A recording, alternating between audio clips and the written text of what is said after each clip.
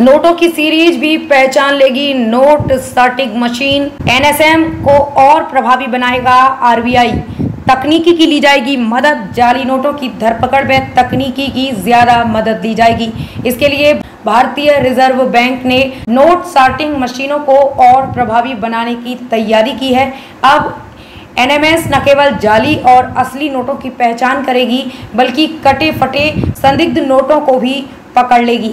इसके अलावा machine currency को सीरीज के आधार पर जांच लेगी और गलत तरीके कट और गलत सीरीज वाले नोट को अलग कर देगी।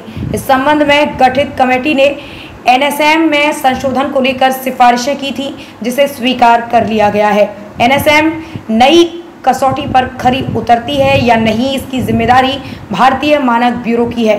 करेंसी की सुरक्षा में सेंध रोकने के लिए लगातार सिक्योरिटी फीचर बदले जाते हैं। इसके बावजूद नकली नोटों पर अंकुश नहीं लग पा रहा है। इसका अंदाज़ा इसी से लगाया जा सकता है कि पिछले एक साल में 2000 रुपये के 26,000 से ज़्यादा जाली नोट पकड़े जा चुके हैं।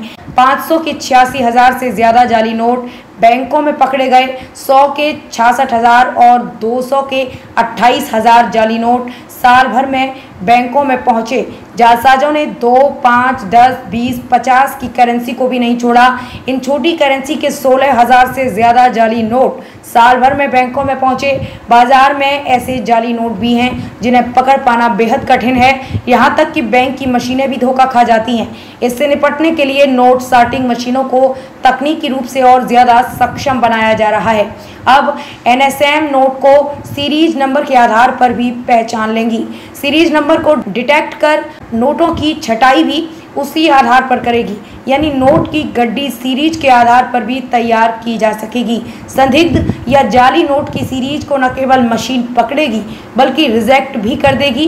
गैर भारतीय करेंसी को छांट छांट कर अलग करना, नोट के आकार के कागज, गलत नोट, खराब नोट जैसी फीचर एनएमएस में फीड किए जा चुके हैं। अभी ज़्यादातर मशीन केवल नोटों की संख्या की गणना करती है।